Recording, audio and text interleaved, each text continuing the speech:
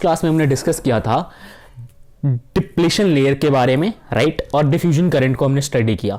आज की क्लास में हम आगे बढ़ाएंगे सेशन और अब हम समझेंगे कि डिप्लीशन लेयर के अंदर और क्या क्या चीज़ें होती है।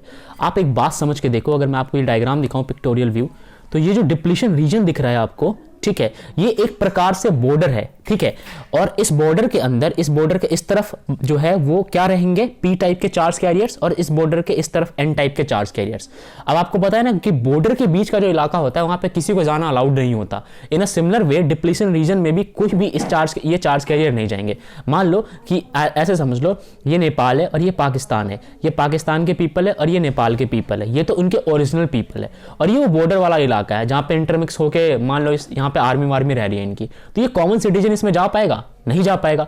अब आप सोचो कि एक पाकिस्तान का सिटीजन एक बार को यहां तक तो फिर भी चला गया, एक बार को चला गया, बट अगर वो उसकी ख्वाहिश है कि यहां पे जाए, ये ब्लैक वाली लाइन क्रॉस करके, मतलब कि नेपाल कंट्री में नहीं, नेपाल आर्मी के पास जाए, just imagine, it is possible? नहीं पॉसिबल है। सिमिलरली इसकी इस सिटीजन्स की, ये सिटीजन्स हैं, इनकी ख्वाहिश है कि पाकिस्तान आर्मी के पास जाए, जा पाएंगे? नहीं जा पाएंगे। तो आई होप कि आपको समझ आ गया हो कि ये रीजन जो एक बॉर्डर की तरह एक्ट करता है, जो कि इन चार्ज को सेपरेट करता है इसके अंदर जाने से। अब फर्दर कोई चार्ज जो ये वाले नहीं जा पाएंगे। लेकिन क्या ऐसा हर बार संभव है? भाई एक आधा मान लो कि इनमें से कोई टेररिस्ट निकल जाए, और ये टेररिस्ट जो है उसको तो किसी चीज का डर नहीं होता, ठीक है, वो जबरदस्ती यहां पे पहुंच जाएगा, बाद में बेशक नेपाल की आर्मी उसे मार दे या पाकिस्तान की आर्मी नेपाल की आर्मी को सिटीजन को मार दे, बट एक आधा तो जा सकता है। अब जैसे यहाँ पे टेररिस्ट एक्सेप्शन होते हैं, वैसे यहाँ पे भी चार्ज कैरियर्स में से एक आधा चार्ज कैरियर एक्सेप्शन होता है कि डिप्लीशन रीजन होने के बावजूद भी वो चार्ज कैरियर जाता है। और वो एक्सेप्शन वाले कौन से होते हैं? जिनकी एनर्जी बहुत ही ज्यादा होती है। मान लो कि ये जो डिप्लीशन रीजन है, सपोज करो कि ये 1000 वोल्ट लगा के इनको रोकने की कोशिश कर रही है, इसके पास 1200 वोल्ट की एनर्जी होगी तो ये बाहर निकल जाएगा, ऐसा हो जाएगा। तो ऐसे वाले बहुत ही कम होंगे, मगर हो सकते हैं। तो ऐसा नहीं कि डिप्लीशन रीजन में संभव नहीं है किसी चार्ज कैरियर का फ्लो करना, लेकिन बहुत ही माइनर स्केल पे, ठीक है। तो इसी थीम के साथ आगे इसको डिस्कस करते हैं। देखो यहां पे ही लिखा हुआ है, कहां गया अपना, वेल यस, अब देखते हैं। It is like a no man land on a border, the thickness of this depletion region is of the order of 1/10 of a micrometer. तो 1/10 माइक्रोमीटर जो है, इतना इसका साइज होता है किसका? डिप्लीशन रीजन का। Okay, due to positive space charge region on N side of junction and negative space charge on P side of a junction and electric field is setup. आप देख रहे हो यहां पे, नोटिस करो कि एन टाइप के तरफ जो है वो पॉजिटिव चार्ज सेट हो गया है और पी टाइप की तरफ नेगेटिव चार्ज सेट हो गया है। तो इस रेड वाली बाउंड्री के अंदर जो है वो इलेक्ट्रिक फील्ड सेट हो जाएगा, ठीक है। यानी कि यहां तो आपने सेट किया ही हुआ है, यहां पे भी आपस में इलेक्ट्रिक फील्ड सेट कर लेंगे। मतलब आप समझो कि पब्लिक के इर्द गिर्द तो इलेक्ट्रिक फील्ड सेट है, ये आर्मी, जिसको मैंने आर्मी बोला था, ये आर्मी भी अपने आसपास इलेक्ट्रिक फील्ड सेट कर लेंगे। अच्छा, आपका सवाल होगा भैया इसकी बैटरी तो यहां बनाइए, इसकी बैटरी तो मान लो ऊपर बना लो इसकी बैटरी, कोई दिक्कत नहीं है, या फिर आप यहां पर भी बना सकते हो, ऐसे साइड में बना लो, इसकी अलग से बना लो, ठीक है, इसकी ऐसे बना लो। समझ में आ गया? हालांकि यहां पे इस पिक्चर में आपको बड़ा सा दिख रहा होगा, लेकिन इसका जो साइज होता है वो 1/10 माइक्रोमीटर होता है, ठीक है, ये चीज याद रखना। चलिए आगे बढ़ते हैं, अब बात करते हैं। ओके, तो यहां तक हमने समझ लिया। अब आगे देखिए क्या है। Okay, this electric field set as a barrier, this electric field sets as a barrier at the junction which opposes further diffusion of majority charge carriers into opposite regions। तो ये जो इलेक्ट्रिक फील्ड है ना, ये electric field जो है ये barrier की तरह काम करेगा। अब ये इनको नहीं जाने देगा इसमें, ओके, अब इसमें इसको नहीं जाने देता, तो हो गया क्या, ये बैरियर बन गया। The physical distance from one side of barrier to other is known as the width of the barrier. मतलब कि जो फिजिकल डिस्टेंस होता है ना बैरियर का, ये पूरा मान लो ना, ठीक है, इस बैरियर का ये विड्थ मान लो, ये पूरा इसकी विड्थ हो गई, ठीक है, इस विड्थ में कोई नहीं आ सकता अब। Okay, the difference of potential from one side of the barrier to other side is known as the height of the barrier. अच्छा, तो जो इनके पोटेंशियल का डिफरेंस होगा इन बैरियर में, मान लो कि इस तरफ पोटेंशियल, इस तरफ अगर मैं बनाने की कोशिश करूं तो यहाँ पे पोटेंशियल सपोज करो कि यार 10 वोल्ट का है, और यहाँ पे पोटेंशियल जो है वो है 15 वोल्ट का। तो डिफरेंस कितने का आ गया? डिफरेंस आ गया 5 वोल्ट का, राइट। तो ये जो 5 वोल्ट का डिफरेंस क्रिएट हुआ ना, ये इसकी हाइट बताता है। डिफरेंस जितना ज़्यादा, हाइट उतना ही ज़्यादा, ठीक है, ओके, ये भी चीज़ समझ गए। अब आगे, due to this electric field developed at the junction an electron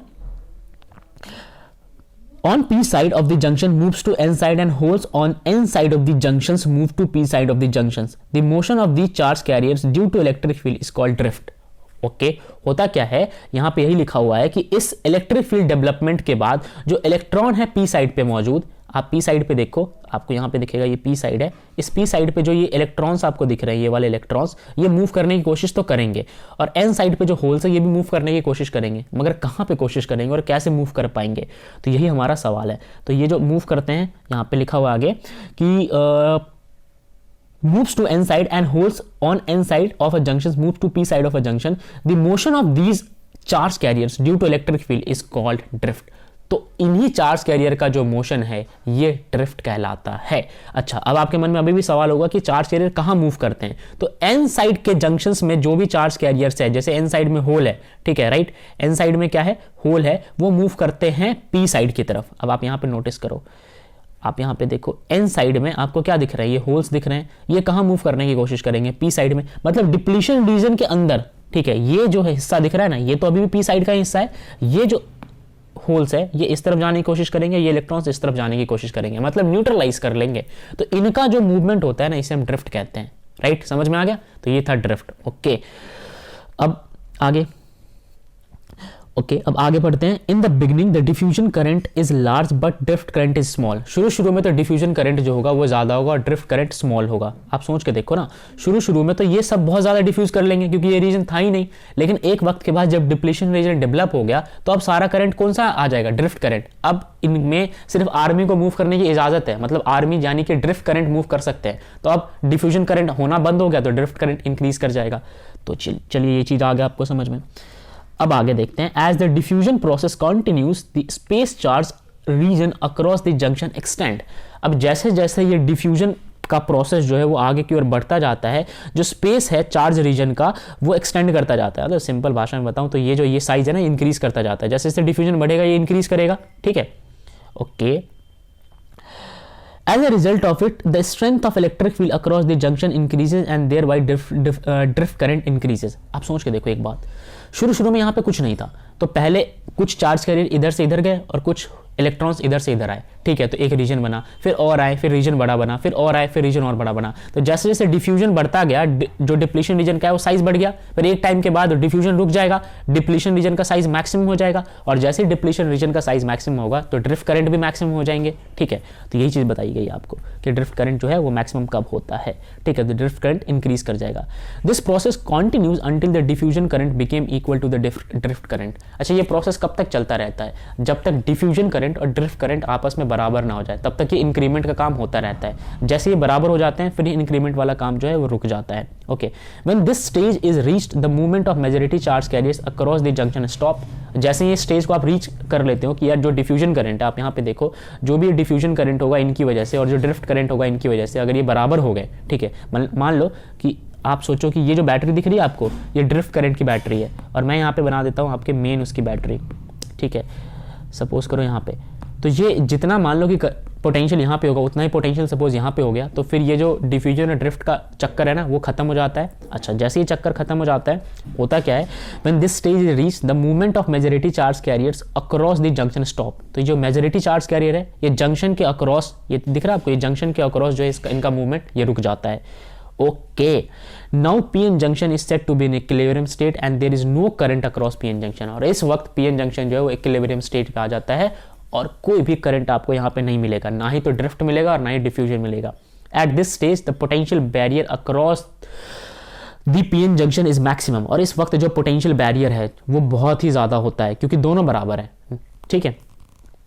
तो यहाँ तक आपको समझ आ गया। चलिए आगे बढ़ते हैं। इसी को हम कहते हैं बैरियर वोल्टेज। ये क्या होता है, बैरियर वोल्टेज होता है। Okay, VB stops the diffusion of majority charge carriers from P to N region across the junction and vice versa। तो आप समझ गए होंगे कि जो बैरियर वोल्टेज है वो एक दूसरे को फ्लो करने से रोकता है, करंट को फ्लो करने से रोकता है। Now potential distributions near the junctions, this potentials act as a barrier hence known as potential barrier। तो आप समझ गए ना, ये जो पोटेंशियल डिस्टर्बेंस है, ठीक है, ये पोटेंशियल बैरियर की तरह काम करता है। तो आपको पोटेंशियल बैरियर समझ में आ गया। क्या लिखोगे पोटेंशियल बैरियर में? 3 पॉइंट्स। नंबर 1 कि जब डिफ्यूजन और ड्रिफ्ट करंट आपस में इक्वल हो जाते हैं उस टाइम में कोई करंट पूरे पीएन जंक्शन पर नहीं होता और उस वक्त एक लेयर डेवलप हो जाता है, ठीक है, एक लेयर डेवलप हो जाता है और वो बैरियर की तरह काम करता है और उस बैरियर को ही हम एक तरीके से बैरियर करंट कहते हैं, ठीक है। तो ये चीज़ समझ आ गया आपको, पोटेंशियल बैरियर कहते हैं, राइट। अब नेक्स्ट चीज़ हम नेक्स्ट क्लास में पढ़ेंगे।